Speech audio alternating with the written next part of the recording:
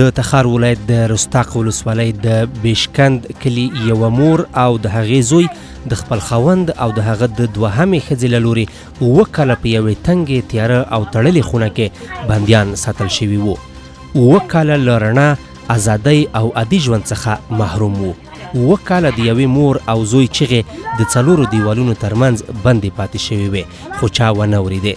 نن له 7 کلن عذاب وروسته دغه مور او زوی د امنیتي ځواکونو له لورې وژغورل شول او د درملنې لپاره د رستاق ولسوالۍ روغتون ته ولېږدول شول.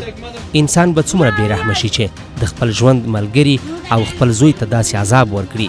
په کوم زړه به یې د دوی دردونه لیدل او په کوم وجدان به یې 7 کاله د دوی د ازادۍ دروازې تړلې ساتلې؟ پر موږ به ولې د کاڼو باران نه کېږي؟